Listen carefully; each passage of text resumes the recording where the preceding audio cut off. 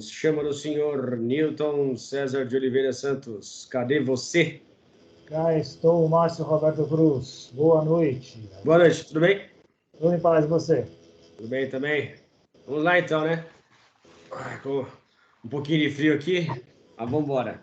O episódio de hoje é de número 130 e o tema é a evolução da consciência. É uma temática que eu já vinha pensando há um certo tempo, mas estava com dificuldade de colocar no papel. Mas ela é baseada justamente nessa ideia de que a bem-sucedida teoria da evolução das espécies, né, a teoria darwiniana, nos fala sempre sobre a evolução material, a evolução física ou a evolução biológica, né, dos seres vivos. E, obviamente, é uma teoria muito bem sucedida ao longo da história. Existem vários achados que dão sustentação a essa teoria, né? Muita gente acha também, porque você fala que é teoria, simplesmente é uma coisa hipotética, né, que não é baseado em nenhuma evidência, não, muito pelo contrário. A teoria da evolução das espécies é uma das mais consagradas justamente por causa dos achados arqueológicos que apontam justamente nessa direção. Porém, o que acontece? Dentro da temática de contatos insólitos, né, poderíamos especular até que ponto também a consciência evoluiu, né? Eu sei que é algo que é polêmico, né, pelo ponto de vista da ciência tradicional, mas nada impede que a gente faça o que sempre fizemos aqui, né, promovendo especulações convenientes que nos levam a reflexões importantes. Então, eu acho que a gente pode começar falando a respeito da evolução da consciência, né, pensando por esse prisma de que a biologia, por mais que ela seja simplificada, né, utilizando aí as primeiras formas de vida, os seres unicelulares, por exemplo, você tem algumas formas muito simples de vida, como, por exemplo, acho que é o paramécio, se não me engano, outras formas, bactérias bem simples, que possuem comportamento no específico, né? Então, seria muito infantil de nossa parte a gente achar que seres unicelulares que sentem ameaças, se escondem, né? Que sentem as diferenças entre frio e calor, as diferenças entre escuro e claro, né? E por aí vai, estão simplesmente ali fazendo a coisa de uma forma instintiva e esses são despojados do aspecto mental subjacente ali, né? Porque se a gente parar para pensar que a mente está no substrato de toda a matéria existente e de que a vida, mesmo que nas mais simples formas, ela é constituída por uma dissociação dessa mente cósmica, dessa mente universal, ainda que fosse uma mente muito simplificada, ainda assim esses seres, nas suas formas mais simples, teriam por trás do seu comportamento uma mente que se dissociou e está ali experimentando através das fronteiras de sua dissociação em contato com o meio ambiente. Bom, então, não sei se você já quer fazer as suas primeiras considerações, eu passo a bola para você para a gente já começar. Não, acho bem legal. Como sempre, as suas introduções e seus títulos, geniais, né? Eu acho muito bacana. Primeiro, eu queria reforçar que você falou a ideia de que existe um conceito com relação à palavra teoria que dá a ele a ideia de que ele não é substanciado, que seriam especulações pura hipótese. E é sim, mas não em todos os casos, né? Existe a teoria da evolução ou a teoria do Big Bang e uma série de outras teorias científicas estão bem calcadas em resultados, em experimentos, uma série de aproximações. Ainda recebem o nome de teoria porque a gente não pode usar o experimento científico para todos os casos, aqueles de poder experimentar em todas as situações do mundo inteiro, etc. Né? Mas é bem interessante. Segundo ponto é esse salto da evolução biológica para outros aspectos da realidade é o que nos diferencia, o que diferencia a visão de outras perspectivas para a visão super hiper materialista, né? E que dá tons diferentes à realidade, da perspectiva, da profundidade à realidade. Sem ela a gente não vai para lugar nenhum. Né? E terceiro, é uma esfera gigantesca para a gente poder especular no bom sentido. A gente pode fazer especulações rasas ou pode tentar fazer o que a gente vem tentando fazer aqui, que é insolitamente entrar em certos meandros e que nos façam crescer, questionar e fazer talvez mais perguntas do que respostas. Né? Eu acho que isso é bem legal. Muito bem, muito bem. Concordo contigo. E eu acho que a gente pode também avaliar como é que as diferentes espécies, né, ao longo do tempo, né? Primeiro que a gente havia tocado nessa questão da primeira, como teria sido a primeira encarnação, a primeira dissociação no episódio passado, né? Mas já pegando carona em relação a isso, né? De como é que as primeiras criaturas, né, as unicelulares, se desenvolveram ao ponto de criar as criaturas multicelulares, né? E talvez aí os níveis de inteligência necessariamente, né, foram acompanhando. Então, mais uma vez, né, utilizando a especulação pura, talvez seja possível a gente imaginar que aqui havia uma base sustentada, né, pela questão física propriamente dita, as condições propícias para que a vida proliferasse. Falei errado, né? Repeti 2 vezes. Proliferasse, acho que agora saiu. Boa. De que forma que isso também foi dando uma base de sustentação ao longo do tempo para que a própria mente se desenvolvesse, né? Nessas condições. Porque eu acho que é próprio da mente, né? Todos nós sabemos, é só, né, fazer uma tentativa bastante simples, né, de meditação, que a nossa mente é caótica, né? Nossa mente, ela, né, está completamente fora de controle e isso tende ao caos, né, se a gente deixar a coisa solta, e tende a apaziguamento se você vira um meditador com mais frequência, você consegue ter esse certo controle ao longo do tempo. Até que ponto, então, isso não poderia ser aplicado a esses seres, essas criaturas, ao longo da história, tendo uma base fixa e estável para se desenvolver, longe da mente de macaco que pipoca para todos os lados, né, sem seguir uma direção específica, seguindo um direcionamento proporcional à própria evolução, né? Que a evolução, ela possui um direcionamento, também já questionamos aqui a questão da aleatoriedade das mutações genéticas, mas também paro para pensar se de repente essa base ao longo do tempo de desenvolvimento e evolução também não tenha sido interessante para a mente, né, criar possibilidades cada vez mais acumulativas em termos de consciência, né, para culminarem finalmente na metacognição, né? Mas antes de chegar lá, vamos indo por partes, como diria Jack the Stripper. Vamos lá. Mas bem colocado. É uma esfera bem legal de a gente poder especular. Uma outra coisa que me ocorreu quando você estava falando a gente pode analisar, como sempre, de várias perspectivas, né? É uma das coisas que eu aprendi com o pessoal da teoria integral.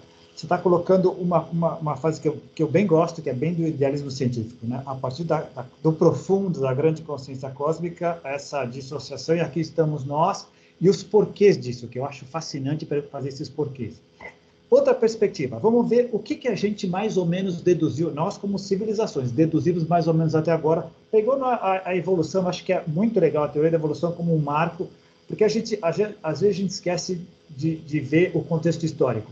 A teoria da evolução vem junto com o boom do iluminismo e o boom da ciência. É o grande cientificismo que vem do século XVIII. Isso tem só 250 anos. Isso, os historiadores, filósofos chamaram isso de modernidade. E a partir dos anos 1960, da década de 60, isto é, recentemente se começou a cunhar o termo pós-modernidade.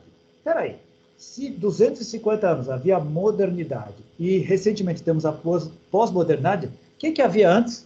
Havia antes o que o pessoal chama de pré-modernidade. E que período é essa pré-modernidade? Desde sempre até o século XVIII. Isto é, a grande parte da nossa história foi pré-moderna. Que características tem a pré-modernidade? Olha que interessante. A realidade está posta e não se move. Ela é imutável. Não se enxergava evolução, não se enxergava a transformação. Está aí. Ponto. Inclusive, as próprias grandes tradições, budismo e todas incluídas, quando elas faziam os seus trabalhos, meditações e práticas, não conseguiam enxergar essa mudança da forma. Eles alcançavam estados alterados de consciência, tinham contato com a realidade não dual, com o profundo, mas não conseguiam enxergar a mudança da forma. Isso é que o pessoal da teoria integral fez essa distinção, que acho que eu comentei na semana passada. Eles falam em estágios ou níveis de consciência que sim crescem e evoluem, que é o tópico de hoje, que seria um desenvolvimento vertical, e os estados de consciência como horizontais, sempre presentes em quaisquer dos níveis. mas eles não são capazes de enxergar a evolução da forma. E isso é muito legal. A parte está pronta. Quando a gente começar a entrar agora no ambiente que traços, que indicações a gente tem que essa evolução da consciência evoluiu, aí a coisa começa a ficar bem interessante. Eu sei que você andou estudando, fazendo uns estudos aí, vamos ver. Eu não sou estudante muito aplicado, assim, que nem você, não, né, cara? Eu não estudo assim, mesmo porque agora meu tempo está cada vez mais escasso, então vai mais no instinto, né? Do que, na verdade, no aprofundamento dos estudos, né, cara? Então, isso eu tenho que confessar. Mas beleza, vamos assim mesmo, vamos no pelo. Vamos no pelo, vamos lá. Então, vamos lá. Bom, eu acho que assim, a gente tem essa tendência, né? Isso é uma coisa bastante séria. Porque assim, eu me percebo, não tem jeito, né, cara? Já me percebi fazendo isso também, algum tempo atrás, de olhar para a história da humanidade com um certo desdém, né? Do tipo assim, finalmente estamos no topo de alguma coisa, né? E todos os nossos antepassados eram réis mortais, coitados, ignorantes, que não sabiam nada de nada, que tinham um pensamento muito precário, né? Religiosos ao extremo, super místicos, enfim, seres supersticiosos e por aí vai. Mas existe um grande perigo aí, né? Embora a tecnologia tenha nos colocado num patamar realmente jamais alcançado, até onde sabemos, dentro da história oficialmente aceita, né? É muito petulante de nossa parte olhar para trás e achar que nossos antepassados eram seres ignorantes, né? Que não sabiam do que estavam falando, etc., né? Então, acho que esse é o primeiro aspecto a ser salientado, porque nós temos essa tendência a achar que somos assim. Uma coisa que ocorreu recentemente comprova o contrário, né, que pode haver altos e baixos, a recente pesquisa a respeito dos testes de QI, que tiveram a sua primeira queda ao longo das últimas décadas, né, que havia sempre um ajuste, né, de geração para geração em relação aos resultados dos testes, né, sempre a geração seguinte havia sido mais inteligente que a anterior, porém, pela primeira vez na história, nós temos uma queda, né? O que mostra que pode haver o quê? Involução, pode haver altos e baixos nessa história. Então, olhar para trás com esse ar de desdém é muito perigoso, né?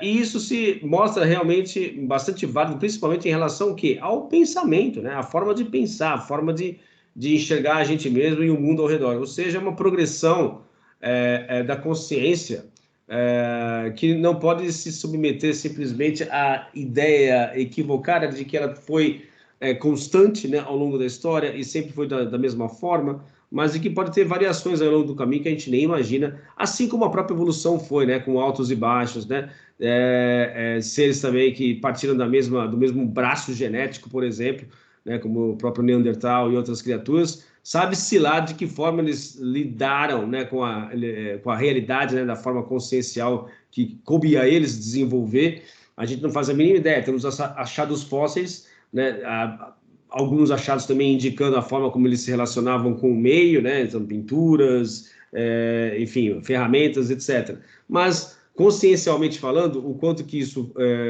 pode ser medido e pode ser verificável, a gente não faz a mínima ideia, né? Isso porque a gente está falando dos restos que a gente encontrou. Há estudiosos que dizem que houve várias civilizações que se sucederam, algumas mais avançadas, inclusive, que nós, sucumbiram e a gente não tem os meios, as formas. Os meios até hoje. Por isso a hipótese da Atlântida e outras civilizações que supostamente sucumbiram antes de nós. Esse é um ponto. Outro ponto legal, que acho que você falou muito interessante, parece que altos e baixos é do jogo cósmico, né? Assim é a transformação das galáxias, assim é a transformação, a própria natureza, né? Ela se move nesse sentido, não é linear. Parece que a linearidade, parece linhas retas, é pouco comum, inclusive na natureza, né? Então não seria diferente conosco, né? É bem interessante isso daí. Se quer ver outra coisa interessante que me ocorreu? Eu fiquei pensando naquilo que eu falei anteriormente, eu estava até estudando, mesmo a gente fazendo esses exercícios de interiorização, de contemplação prática, a gente não conseguia enxergar isso, né? Eu olho para dentro e não consigo ver a mudança. Eu tenho estágio de consciência, mas eu não consegui enxergar a mudança. A civilização não conseguiu, ninguém conseguiu. Por quê? Segundo o pessoal da teoria integral, e isso parece que as ciências humanas estão comprovando, para a gente perceber a mudança, a gente tem que tem que olhar para a história. E aí que as ciências humanas entraram na jogada. É através da história da antropologia, da sociologia, da psicologia que eu consigo imaginar, consigo fazer um histórico e consigo fazer comparações ao longo do tempo e ver, sim, houve uma mudança entre o ponto A e o ponto B e em alguns aspectos para melhor, porque eu crio juízos de valor e consigo fazer essa avaliação. Quando você fala com muita pertinência, talvez agora a gente esteja no processo de involução, ótimo, com relação a quê? Havia uma curva cognitiva que vinha vindo ascendente, de repente ela está chegando ou num platô ou voltando, temos um indicador. A gente só tem isso porque tem um histórico com o qual comparar, né? Isso é bem legal. A interiorização não nos permite ver essa história. Existe até uma frase que o pessoal da teoria integral fala: você quer saber quanto você andou? Não olhe para dentro, olhe para a história, olhe para o que você andou. Não para dentro você não vai enxergar. Né? Isso é muito... É aí que eles fizeram essa separação, né? Que antes ninguém conseguia enxergar porque achavam que era um em cima do outro. Achavam que a gente ia crescendo e depois chegava no ponto máximo do cognitivo e a partir daí começava o processo espiritual. E não é nada disso, né?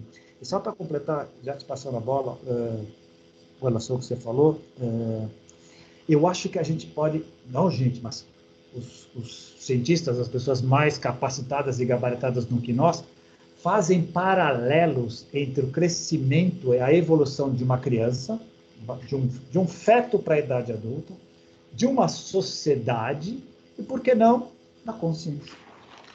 Com o seu nascimento, o seu desenvolvimento, dependência, a sua fase de adolescência, a sua maturidade e chegando até o ponto a sua sapiência, sabedoria e se preparando para voltar adiante. Existem paralelos que a gente pode fazer. Quando você fala, a nossa tendência é olhar para trás e só ver troglodita, era possível ser algo além de troglodita naquela época? Talvez não. Talvez um outro tivesse um lampejo de não dualidade, de uma vida cosmocêntrica, mas ia ser um ou outro, porque a grande maioria estava lutando para quê? Para sobreviver. Com expectativa de vida de quanto? 30 anos? 30 anos? Era outro mundo, era outra adolescência, era outra coisa. Então, mas e mesmo assim, né, desse aspecto antropológico, tem alguns achados surpreendentes, né? Como, por exemplo, aqueles achados que ocorreram na Europa com pedaços de ossos com furos, indicando que em uma época... Porque, na verdade, assim, né, se a gente para e olha para trás, a gente tem essa tendência a achar que, né, eram tudo trogloditas, mas você tem ali os primeiros experimentos com flautas, né? Evidentemente, por mais que seja uma flauta primitiva, né, em diferentes partes da Europa, havia ali a flauta. Então, o que é mais intrigante é, você pensa ser lógico uma criatura num estado de sobrevivência precário, estar criando o quê? Ferramentas que objetivam justamente ela sobreviver de forma cada vez mais adequada, né? Então, ferramentas, você cria, de repente, formas de você pegar a pele de animais para se proteger das intempéries, né? E outras ferramentas que objetivam, né? Como a criação assim, a descoberta do fogo e depois a manipulação do fogo, como formas de você sobreviver e estender a sua sobrevivência o máximo possível. Então, parece meio que falso, né? A ideia de que, pô, mas no meio do caminho, para quem vai criar uma flauta? Porque ela imediatamente não tem assim uma utilidade voltada para a sobrevivência. Simplesmente um objeto, né, que move as moléculas de ar ali e produz um som. Então, isso não seria um indício de que já ali havia, sim, essa capacidade de contemplação, essa capacidade de explorar o belo, né, de você ter os primeiros lampejos de... enfim, de conseguir entender que existem coisas subjetivas, não necessariamente voltadas para a sobrevivência, que são tão importantes quanto, eu acho que isso é um indicativo, né? Porque senão, para que você vai fazer uma flauta, né? Então, eu imagino assim, né? Lógico, agora, né, viajando muito mais na maionese, assim, em volta da fogueira ali, né? Depois de um dia divertido, ou bem-sucedido, digamos assim, onde a caça foi conseguida após o lanchinho, né, tocando um pouco de flauta enfim, contemplando ali a fogueira e simplesmente aproveitando o momento, né, cara? É muito interessante isso. Muito legal. E eu quero crer que os últimos achados e pesquisas na área antropológica estão mostrando que parece que era assim. E vamos parar lá interessante? Uma pessoa média hoje em dia, nossa civilização, que seria o ápice de tudo que veio até agora, quantas horas por dia, o dia 24 horas, quantas horas por dia a gente dedicaria para dormir? 8 horas, um terço do dia. Quantas horas por dia para sobreviver, para trabalhar? No mínimo 8 horas. E o resto para fazer outras coisas. No mínimo 8 horas. Então, a gente, o ápice da civilização, estamos, né, gastando, no mínimo, um terço do nosso tempo para trabalhar, certo? Para sobreviver. Ao contrário do que muitos de nós achávamos, parece que aqueles caçadores-coletores dedicavam só um quarto do dia para caçar e coletar, porque é um dia após o outro. Parece que eles tinham tempo suficiente para, sim, fazer divertimentos, se proteger. Depois de formados os primeiros grupos humanos, tinham bastante tempo para contemplação, para as primeiras formas de arte, para as primeiras formas de arranjos sociais diferentes. Ao contrário do que a gente pensa, eles não passavam o dia inteiro procurando sobreviver e se proteger. Não era assim. Parece que tudo está mostrando que não era assim. E também uma outra coisa que a gente já abordou em outro episódio, né? Eu não vou lembrar o número agora também, mas enfim, que é aquela teoria do macaco chapado, né? Que no meio do caminho aí existem, lógico, são especulações, obviamente, né? Nada comprovado, nada científico, mas de que em algum momento ao longo do caminho a massa cerebral cresceu de forma exponencial, né? Ou seja, houve um pulo aí, né? Um salto, e de que isso talvez tenha relação direta com o fato de esses homens primitivos terem experimentado pela primeira vez cogumelos mágicos, ou seja, cogumelos que tivessem alguma substância psicodélica, e isso gerasse uma explosão de experiência subjetiva ao ponto de influenciar o cérebro. Porque se nós paramos para pensar aqui que o subjetivo influencia o objetivo, ou seja, a experiência interna acaba resultando em alguma coisa externa, ou seja, a aparência, o cérebro como uma aparência de uma essência muito mais aprofundada, olhando, né, da forma normal, né, daqui para dentro, também de dentro para fora pode ter influenciado no aumento da massa cerebral, né, cara? Então, lógico que é uma especulação, mas é interessante pensar que ao longo da evolução isso também poderia ter ocorrido. Com certeza. E eu te digo mais, segundo o pessoal da teoria integral, existe sim uma relação entre interior e exterior, então cérebro e a parte interior, individual e plural, individual e coletivo. Outra, a teoria do macaco chapado é muito legal, inclusive, eu acho que eu te passei semana passada que é muito mais ousado, que é a panspermia do fungo. Que talvez os fungos poderiam ter chegado aqui, talvez intencionalmente, para poder se reproduzir. Não poderia ser descartada. Uma das coisas que eu aprendi, eu acho que a gente já conversou aqui, ao invés de ficar pensando, será que foi isso ou aquilo, provavelmente foi um pouco de tudo. Inclusive de interferências de outras civilizações que vieram aqui, é um pouco de tudo que vai dar a ideia desse grande mosaico, né? Provavelmente foi um pouco de tudo isso. Agora, imagina, vamos pegar esses seres primitivos, como esse cogumelo, tem umas experiências incríveis. Quando eles voltam ao estado normal, eles vão querer comunicar isso, eles vão querer reproduzir isso com os meios que eles têm. Imagina, se ele vê cores mais vívidas, ele vai querer reproduzir aquilo de alguma maneira. Se ele ouve alguma coisa que a gente... Imagina a audição ampliada, o toque ampliado. Era evidente que alguns deles iam querer reproduzir isso. Exato.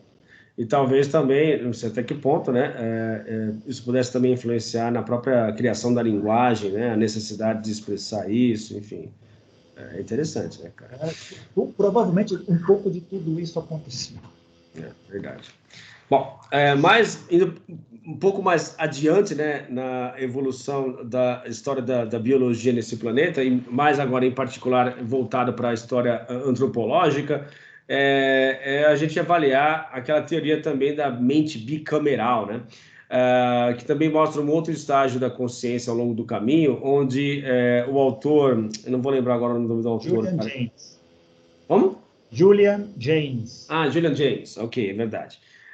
Falando a respeito dessa possibilidade de que os nossos antepassados ainda não entendiam, né, essa linguagem cerebral, né, um dos dois hemisférios, e eles ouvirem vozes dos deuses dentro de suas próprias cabeças, né, ou seja, um mecanismo cognitivo onde eles ouviam a voz dos deuses dentro de suas cabeças e entendiam isso como uma forma de comunicação com os deuses. Isso explicaria por que os nossos antepassados estariam tão ligados à religião, propriamente dita, né? Em suas formas mais variadas, mas também o próprio componente da fé, o quanto isso era preponderante nos tempos antigos, né?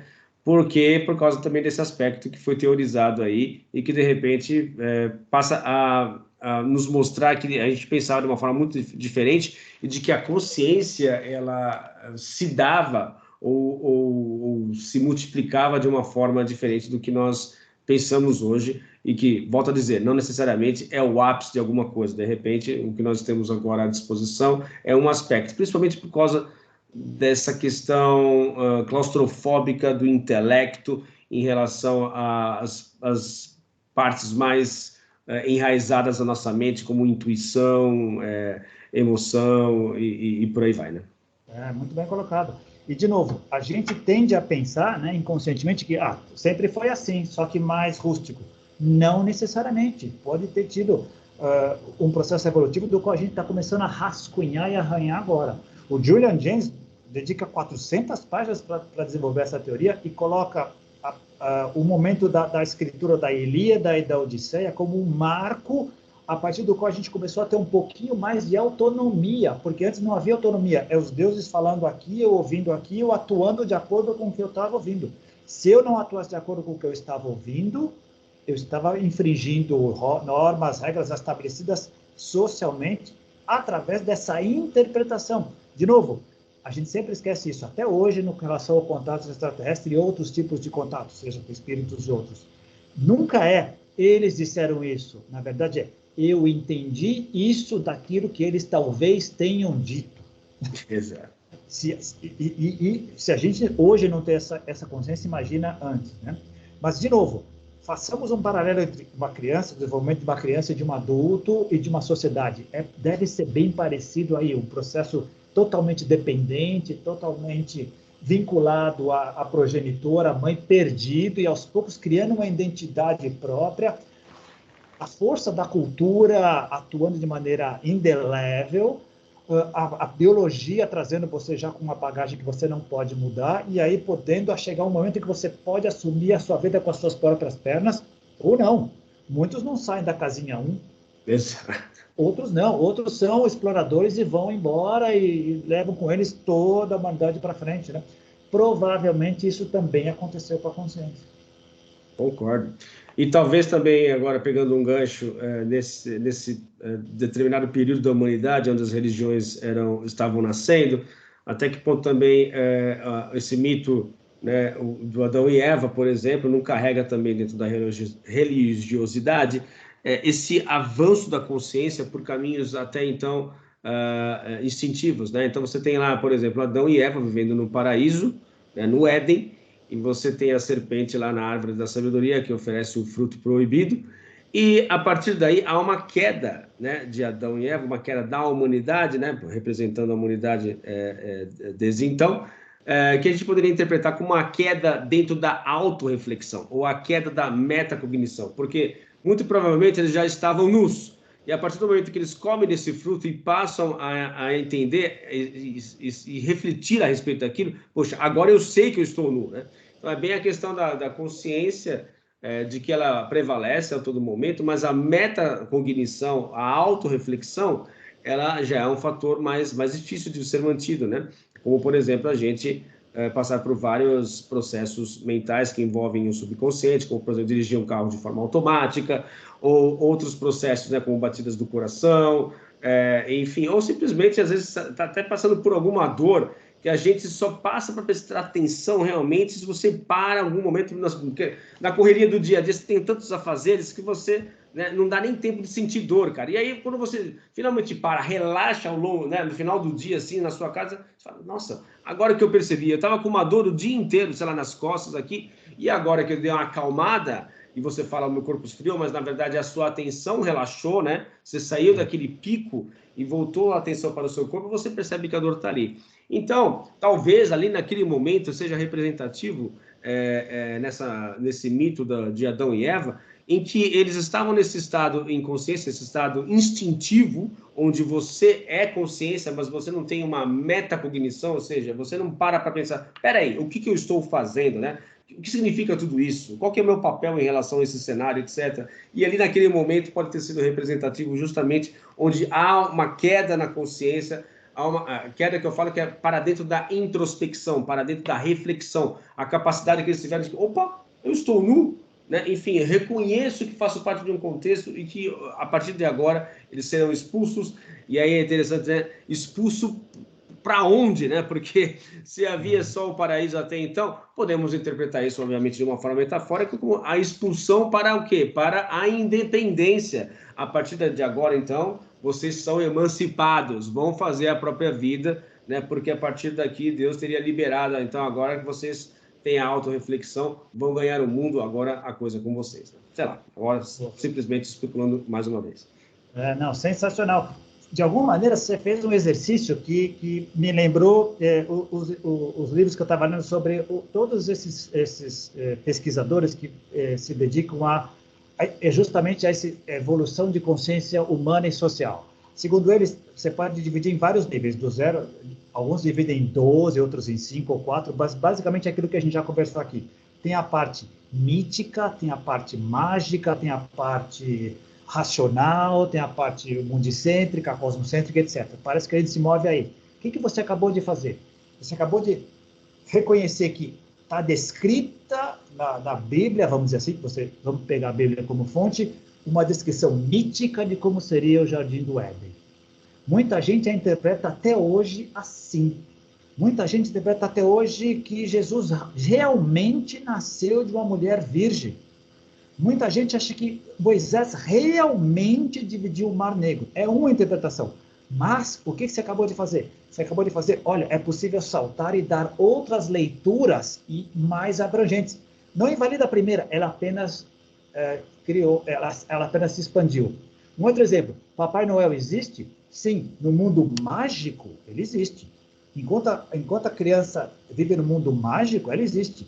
No mundo mágico, ela esconde a cabeça dela no travesseiro, ela acha que a gente não a está vendo. Ela verdadeiramente acredita nisso. Quando ela cresce e salta, ela vê que aquilo não tem mais sentido. Papai Noel deixou de existir, no mundo mágico ele continua existindo, mas aqui não mais. No mundo excêntrico, no cosmocêntrico, não mais. Quando você fala em metacognição, opa, nós estamos vendo de uma outra perspectiva, que engloba todas as outras. Quem está lá embaixo e não se permite isso, não vai conseguir enxergar. Vai pensar literalmente numa cobra como um animal peçonhento que deve ser eliminado, vai pensar que a mulher é um ser traiçoeiro, não deve ser. Olha quantas sociedades até hoje as tratam assim. Exato. Né? E, como você falou, essas perguntas que você faz, desculpa te interromper, são bem inconvenientes. Saiu do jardim, saiu para onde? Foi punido por quê? Mas espera aí, Deus não era todo amoroso, como vai punir? Como eles não sabiam? Essas perguntas que não têm resposta, por quê? Porque se você está fazendo perguntas que não estão mais na parte mítica, estão num outro nível, e não há resposta na parte mítica. Não há resposta, não há como responder. Porque o que eu mencionei, principalmente, que eu acho que é o mais interessante, é a questão da emancipação, né, dessa representatividade da emancipação, porque você sai da esfera instintiva, né, onde você não pode se responsabilizar por nada, porque você é aquilo que você vivencia, você é a experiência. A partir do momento que você cria uma camada de consciência onde há a autorreflexão, você se descola da experiência e passa a ser o observador dela, né? Então, por isso que eu coloquei essa questão da emancipação como, opa, a partir de agora você sai do oceano instintivo e você tem a responsabilidade de ser o dono da sua própria vida, né? Com todos os riscos, com todos os problemas que isso vai acarretar. Mas é uma etapa a ser vencida, é colocar uma camada diferenciada por cima do aspecto instintivo, onde a partir daí você vai ter que necessariamente conquistar essa responsabilidade. Bem colocado. Olha o paralelo. Se eu sou criança e bebê, eu dependo totalmente dos meus pais e da minha mãe, eu não tenho responsabilidade nenhuma, eu só tenho que gritar e chorar. A partir do momento que tem uma dissociação, aí começo a jogar. Às vezes eu estou chorando, ela não está mais vindo para cá, eu tenho que inventar um outro mecanismo para ela poder me sustentar. E assim crescemos nós, até o dia que, na adolescência, na idade adulta jovem, eu tenho que assumir a responsabilidade pela minha vida. Senão eu vou ser uma pessoa dependente. A autonomia tem seu preço. Bem, esse é o preço de assumir a sua cota de responsabilidade. Não é única, porque você vive num sistema. Isso geralmente, isso é o que a pós-modernidade trouxe, que a modernidade não enxergava. A modernidade só enxergava a ciência, que é o que a ciência apena. Ela não vê os sistemas, não vê os sistemas dinâmicos acontecendo, com a consciência embutida nisso, ela não enxerga. Nós somos corresponsáveis, sim, mas não unicamente. Nós estamos inseridos em sistemas e fazemos parte deles. Agora, olha esse paralelo que interessante. É claro que é. E muitos não... olha que legal. Por mais que pareça óbvio para a gente, para quem está nos ouvindo, para muita gente, eles não conseguem enxergar isso. Cara. Eles não conseguem enxergar. Eles acham que nós somos, não, somos títeres de uma divindade que faz tudo por nós. Se sofremos é porque Deus quis. Se salvamos é porque Deus quis. A nossa autonomia é mínima para esse tipo de pensamento que ainda é mítico e básico e etnocêntrico. Incrível. Mesmo na metade da segunda década do século XXI, ainda existe esse pensamento muito prevalente em uma parte considerável dos 10 bilhões de pessoas do planeta. 10, 20, 30% pensa assim e age assim. Cara, é muito louco, né? Porque você acaba adentrando num aspecto também que é muito interessante, que é a gente tomar como garantido o nível de consciência que nós possuímos e partir do princípio de que ele é básico e para todos os níveis, para todas as pessoas. E não é, né? Não é em absoluto. Não tá. Para muita gente essa conversa aqui é chinês, é grego arcaico, é aramaico. Exatamente. O que é um problema, mas ao mesmo tempo acaba sendo reconfortante quando você para pensar que é do jogo, né? Ou seja, não tem o que fazer a respeito, né? Não dá para você simplesmente nivelar por baixo, não vamos agora aqui então, vamos mudar de assunto, vamos falar sobre outras coisas, porque não é essa a proposta, né? E vai ter gente que vai se identificar com esse tipo de assunto e vai querer seguir a gente, etc. Mas já tive alguns relatos de algumas pessoas que são seguidoras desse canal que, dependendo do episódio, eles entendem mais ou entendem menos, né? É do jogo também, enfim. Mas a nossa ideia aqui não é dificultar, não, né? É simplesmente ser ousado o suficiente para adentrar em certas searas onde naturalmente a complexidade vai surgir, né? Ou a dificuldade de expressar esses níveis mais abstratos é inevitável. Mas, de qualquer maneira, a gente não faz isso de propósito, né? Porque o direcionamento ou a proposta nos leva simplesmente a discutir coisas cada vez mais complexas. Né? Duas coisas muito fascinantes, como diria o Sr. Spock, né? Primeiro, se estamos aqui, olhamos para trás, eu vou dizer para baixo como referência, mas já estivemos lá e caminhamos. Está aí a prova de que a consciência evolui, né? Outra coisa fascinante é, quanta coisa tem para cima que não estamos enxergando ainda, mas está lá. E talvez alguns dos espectadores estejam dizendo, tá bom, esses meninos estão indo bem, estão chegando lá, talvez eles se eles caminharem mais um pouquinho, vão chegar dessa visão que eu estou olhando aqui. Tem de tudo aí. O espectro a gente não tem ideia do espectro. Não, a gente não tem ideia. Segundo o pessoal da teoria integral, o máximo que se chegou até hoje é 1% da população. Eles usam as cores do arco-íris como referência. Então, começa com vermelho, magenta, azul, amarelo, laranja, verde, etc. Segundo eles, o violeta seria o tópico do tópico alcançado hoje, e seria 1% da população mundial. Isto é, 1% da população mundial tem uma visão que a gente nem imagina, cara, que a gente especula aqui. E eles olham para baixo e estão enxergando todos nós aqui e estão tentando botar isso tudo num pacotão, esperando e contribuindo de uma maneira para que a gente possa andar e ir para frente. Mas, como eu costumo dizer, na minha opinião, tem que entrar todo mundo no trem. Então, nós temos que fazer um jeito de entrar todo mundo no trem. Nós estamos mais ou menos na metade e tal, mas todo mundo tem que entrar no trem, porque nesse nível que a gente está, a gente já sacou. Somos todos a mesma centelha do profundo. A gente só está em corpos diferentes e tal, dessa brincadeira de encarna, desencarna, blá, blá, blá. Inclusive os nazistas, os usurpadores, as pessoas ruins, esses são um bando de ignorantes. Mas estamos especulando, estamos tentando entender algumas das regrinhas do jogo cósmico, que é fascinante. E uma coisa que você tocou agora também, que vai ser inevitável fazer essa analogia, é a questão desse espectro, né, tanto para cima quanto para baixo, tudo entre aspas, né, de que os filmes hollywoodianos típicos de ficção científica, né, sempre retratam o ser humano no futuro como o mesmo tipo de comportamento, né, ou o mesmo tipo de ser humano sendo um idiota lá no futuro, né, ou seja, também perpetuando um comportamento ou um nível de consciência para a eternidade, quando que, na verdade, dependendo das circunstâncias, lógico que eu falei para você agora há pouco, né, mencionei que devem haver altos e baixos, obviamente, mas um futuro longínquo, com uma humanidade já exploradora do espaço, seria impossível você pensar que, ainda tendo como referência os próprios astronautas em seus depoimentos, né, de quanto que eles mudaram depois de observarem a Terra através do espaço, ou pelo ponto de vista de quem está orbitando a Terra no espaço, de que lá no futuro, inevitavelmente, as pessoas têm que ter um nível de consciência diferente do nosso, vão ter que pensar e refletir e enxergar a realidade de uma forma completamente diferente da nossa, né? Pelo menos a média tem que ir, porque é a média que move todo o bloco, né?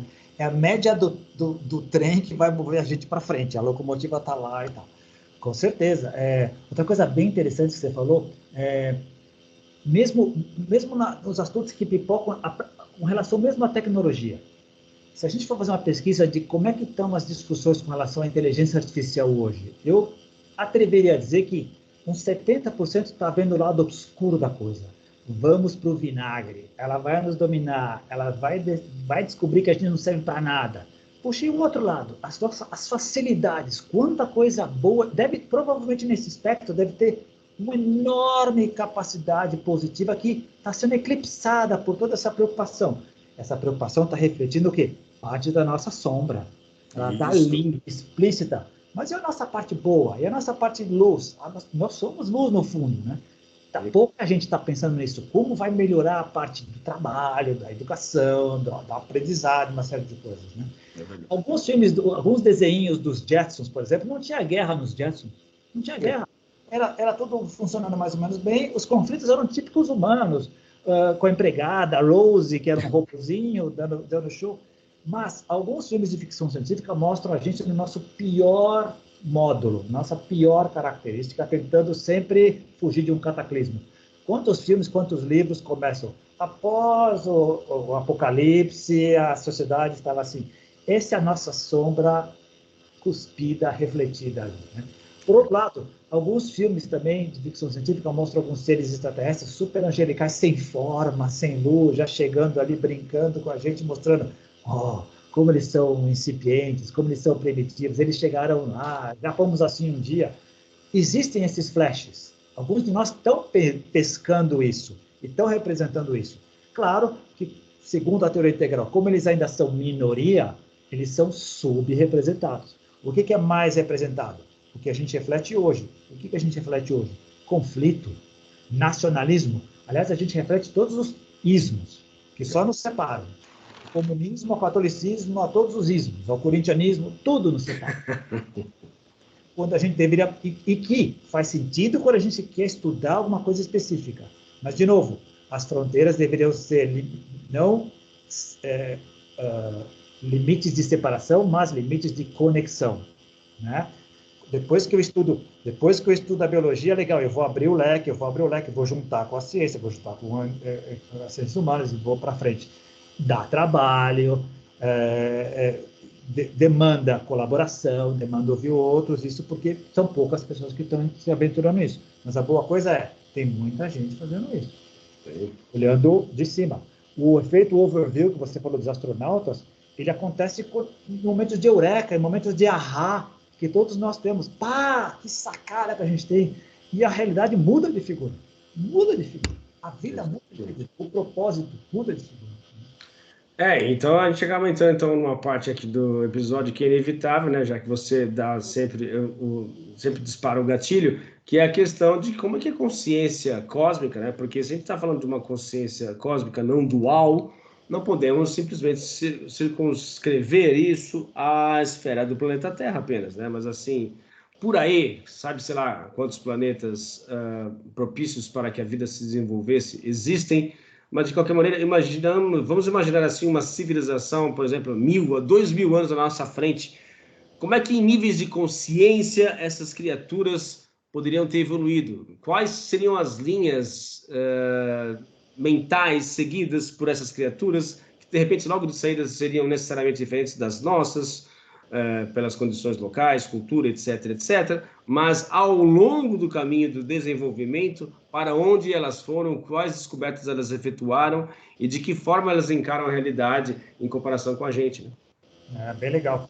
Pegando o James Webb como nossa referência, que está nos mostrando que o universo é muito mais fascinante, muito maior do que a gente imaginava, provavelmente tudo que a gente puder imaginar de civilização deve existir alguma coisa parecida. Deve existir Klingons, deve existir Romulanos, deve existir tudo isso.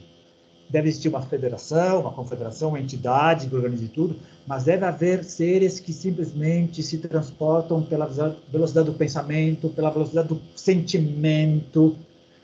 Deve ter criaturas que são puras luz, que interagem aqui agora a gente apenas não está vendo. Mas o nível de consciência, seguramente, da grande maioria, terá transcendido isso. É como chakras. Eu gosto, a analogia do Carvalho como é cima e embaixo, às vezes nos ajuda. O que o chakra básico faz por nossa vida e nosso corpo é uma coisa. O que o coronário está fazendo é outro papo. Ele está noutra. Ele precisa dele, ele só chega lá pelo crescimento, né? A Kundalini não começa de cima para baixo, ela vem de baixo para cima. Mas quem está lá em cima está olhando isso e, se ainda, o mais fascinante que eu acho, eu gosto de pensar nisso, se ainda não é a consciência dual, ainda tem coisa para aprender. Ainda tem coisa, ainda tem aprendizado, tem interação, tem karma para fazer, da falta de uma melhor palavra. Isso é fascinante. E faz pensar também até que ponto a gente tende ao nível de questionamento assim, né? Mas o que leva vocês a concluírem que em níveis de consciência eles também evoluíram, não evoluíram apenas, sei lá, cientificamente ou tecnologicamente, né? Bom, eu acho que o primeiro indício é essa questão do efeito overview. O segundo indício é simplesmente o fato de eles estarem nos visitando, e não o contrário. Não é nós que estamos saindo daqui para visitar outros planetas, é o contrário. Então, isso os coloca necessariamente em um nível de consciência diferente de nós. E mesmo outras frentes do campo do conhecimento humano, mais recentemente advogando contra o materialismo, que o materialismo não faz mais sentido, né, de que é um paradigma já superado. Isso talvez também seja um indício de um direcionamento, porque, né, se você enfraquece o materialismo, por consequência, você fortalece o idealismo. Então, nessa direção, nesse direcionamento, né, tentando imaginar como é que isso seria desdobrado em outros planetas, para esse direcionamento, onde a mente está no substrato de tudo aquilo que existe, de que forma esses seres desenvolveram as suas próprias tecnologias ou suas próprias consciências, misturando tecnologia com consciência e vice-versa, em direção a algo que a gente não faz a mínima ideia do que possa ser, na verdade, né, cara? Para mim, isso é bastante claro que é o caso talvez mais preponderante. Bom, a escala de Kardashev dá essa ideia de que se a gente não está dos 3 níveis, a gente estaria no nível 0,7, não seríamos nem capazes de sair fora do nosso sistema solar. Se tem civilizações no nível 2 ou 3 que já transferiram galaticamente, no mínimo eles sobreviveram a eles mesmos na era atômica, era tecnológica, no mínimo eles têm um grau de entendimento da realidade muito maior que o nosso. Ponto 1. Ponto 2. Se não me engano, o próprio Teilhard de Chardin, que era um jesuíta e um antropólogo, mas tinha grandes insights, dizia, mesmo que a gente não perceba, parece que há uma correlação entre nível tecnológico e nível de consciência. A gente vem vindo junto. E terceiro, claro, nós não somos a melhor exemplo. As pessoas olham para trás vão falar assim, mas espera aí, no século passado a gente tivemos 2 guerras mundiais, etc. Sim, é verdade, mas é provocado por um núcleo pequeno de pessoas que é possível ter uma explicação para isso de várias maneiras. Não era todo mundo engajado na guerra. Não foi o mundo inteiro que quis engajar e tomar as decisões. Mas, para mim, o melhor argumento, eu acho o seguinte, peguemos nós façamos o paralelo da pessoa. Quantos de nós crescemos, passamos pela adolescência, a idade adulta, lutando pela vida, nos perdendo, sendo vítimas de sombras inconscientes? Quantos de nós chegamos à idade madura, à terceira idade, à velhice, sábios? Vários de nós. Vários de nós. E os sábios são referência. Os sábios sabem quando é perda de tempo, sabem o valor de cada cicatriz, sabem que foi necessário cair várias vezes para aprender e sabem que não deve perder tempo com coisas pouco interessantes, vivem melhor. Vivem melhor. Se alguns de nós conseguimos chegar a isso, imagina vários em várias civilizações conseguirem chegar nisso. Opa, deixa eu aliviar um pouco a turma de baixo para mostrar o que significa chegar até aqui. É possível, sim. Não querendo incensar, a cultura japonesa tem muito disso, orientais em geral, mas japonês em particular. O respeito aos sábios, aos anciões, a sabedoria acumulada e a ancestralidade que nos leva como um todo à frente. Exato, exato. Também passa pela cabeça o fato de que, embora os filmes de ficção científica retratem um futuro onde o avanço tecnológico não correspondeu com o avanço consciencial, que uma civilização desse porte, né, cara, no nível lá da escala do Kordovchev, lá, agora a mais avançada seria aquela que explora todos os recursos da galáxia, não é isso? De uma civilização desse porte para explorar os recursos da galáxia, cara, seria necessário, assim, de fato, bastante gente, né? Por mais que a automação e a tecnologia possam facilitar as coisas, né? É possível imaginar, ou pelo menos para mim faz sentido, uma civilização relativamente grande para manter essa estrutura funcionando, né? E para manter uma estrutura dessas funcionando com tamanha responsabilidade, para mim, cara, necessariamente você tem que pôr o componente da consciência aí no meio do caminho, e uma consciência bastante ampla, bastante profunda também, né? Ao ponto de dar sustentação para uma civilização como essa viver por tanto tempo. Na verdade, a gente está entrando naqueles momentos que a gente gosta muito, aquelas esferas. Não dá para entender o universo sem botar consciência na equação. Independentemente do conceito que a gente tem de consciência, porque é legítimo que as pessoas tenham diferentes conceitos de consciência. Legítimo. Mesmo nosso, provavelmente agora, a gente já fez esse exercício antes. Se a gente voltasse 7 anos quando a gente começou esse papo, a nossa ideia de consciência já era avançada com relação à maioria, mas comparado com hoje, era bem mais precária, né? Quantos livros, quantas palestras, quantas interiorizações, quantas meditações a gente teve para chegar agora? E não sabemos o quanto tem para cima. Exato. Coisa que a gente não tem ideia. E olha só quanto é possível. Quanto é possível. Quando a gente hoje consegue ouvir algumas pessoas que têm uma visão muito mais ampla que a nossa, a gente fala, não tinha pensado nisso. É muito mais abrangente. Só essas coisas já nos mostram, puxa, se nós chegamos nesse nível, o que não estão chegando? Gente que já viveu mais, experimentou mais, repassou mais para as culturas antigas. O que a gente está repassando agora para a juventude, que nos faz cortar caminho e continuar passando, imagina outras culturas. Você falou em 2.000 anos, imagina 5.000 anos, imagina 100.000, uau! Chega a ser inconcebível, chega a ser pura especulação. Não temos essa capacidade, né, de prever o futuro, infelizmente. Assim, outro dia também estava ouvindo, não sei quem foi agora, também uma entrevista, uma palestra, alguma coisa assim, o cara falando do quanto que nós não sabemos aquilo que não sabemos, né? Nós não sabemos sobre aquilo que nós não sabemos. Então, provavelmente, em termos de estatística, deve ser uma coisa beirando o infinito, cara, porque se em relação ao próprio universo, que agora, recentemente, ontem, aliás, foi você que compartilhou comigo um artigo falando sobre a idade do universo, que existem teorias dizendo que o universo é muito mais velho? Mas, não fui eu, mas eu li também em algum lugar, que é. Então mais essa agora.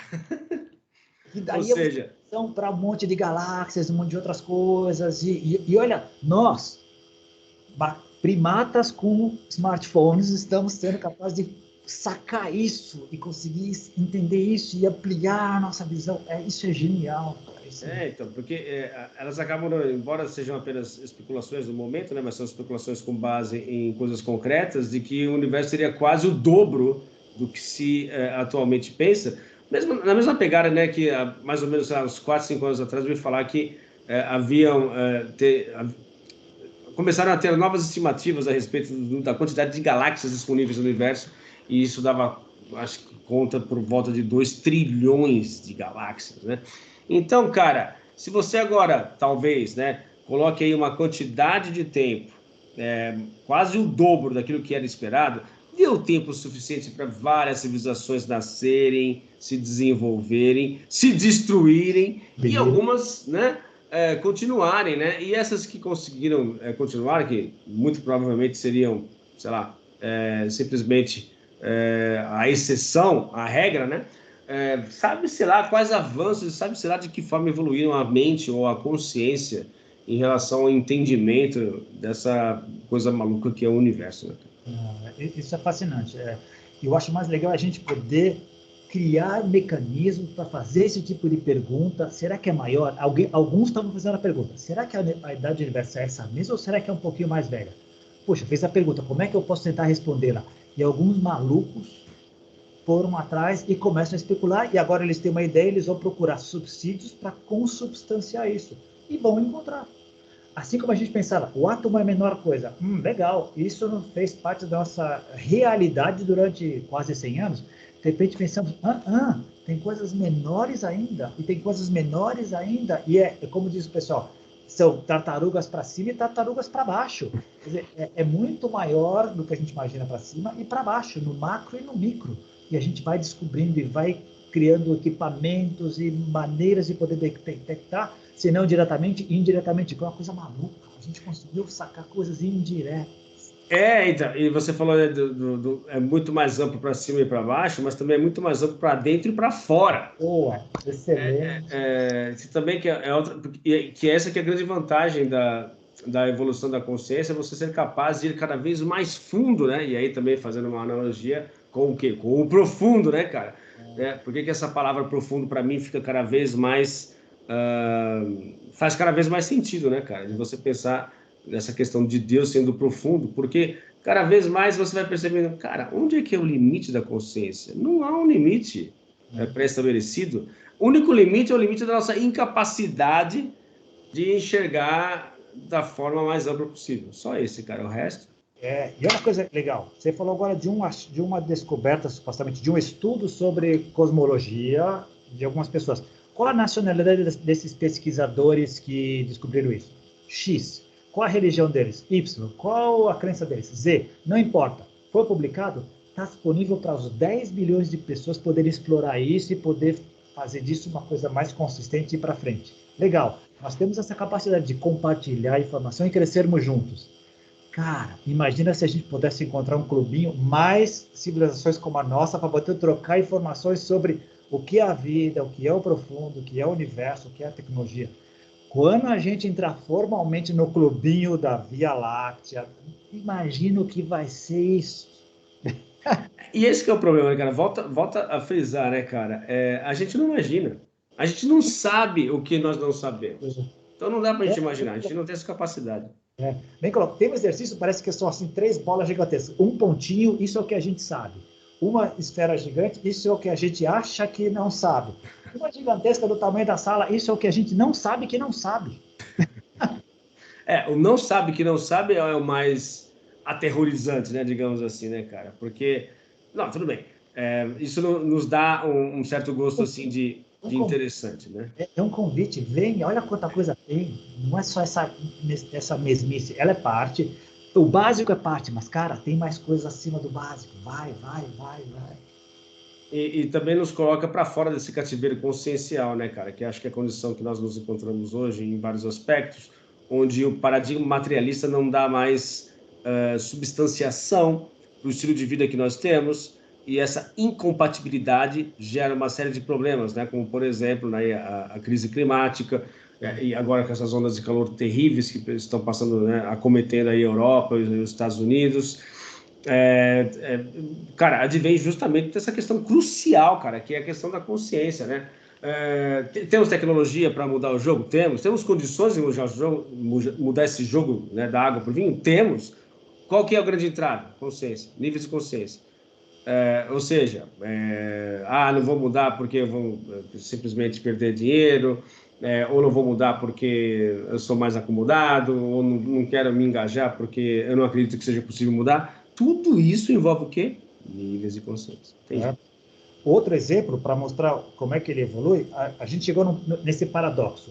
Para vivermos, nós precisamos explorar o que está ao redor. Ótimo, começamos a explorar. Dava a impressão que era infinito. podemos fazer isso a vida inteira. Chegamos ao ponto que já temos esse nível de consciência. Não é infinito. Se continuarmos no ritmo que estamos, sucumbiremos. Ponto. O que fazer? Então, todas as forças estão atuando nesse momento. Alguns não estão nem aí. Não quero saber. É a minha vez de explorar, eu quero explorar. Outros estão dizendo, caramba, não dá para ser assim. Como é que eu convenço a você que não dá para ser assim? Mas ele diz, mas na sua vez você não quis pensar nisso, né? Agora você quer interferir na minha vez? Cara, é assim, mas agora somos todos no barco. Então, esse diálogo está acontecendo o tempo inteiro agora, acontecendo agora. Tem gente negando tem gente afirmando, isso é só coisa do El Niño, que acontece desde sempre e vai passar, não se preocupe, é parte da natureza querendo matar os velhinhos, não tem nada a ver com a parte humana, a revolução industrial não tem nada a ver com isso. Outros estão carecas já de mostrar, olha, tem dados mostrando que o antropoceno existe sim, já está vigente, nós estamos indo para o buraco. E as pessoas não conseguem dialogar. São ondas, são linhas que não conseguem se comunicar. Simultâneas. Acontecendo agora. Bom, cara, infelizmente eu vou ter que dizer a você que o nosso tempo acabou. Foi bem porque eu nem senti, cara. Quando a gente não sente, né, o tempo passar, porque... É bom, foi bom. Papo com você é sempre agradável. Mas é isso então, cara. Muito obrigado por mais uma edição de Contatos Insólitos. A gente se vê na próxima quarta-feira com mais uma temática aí. Valeu mesmo pela sua contribuição e até lá. Um grande abraço. Cuida, Roberto. Boa semana. Você também. Tchau, tchau. Tchau.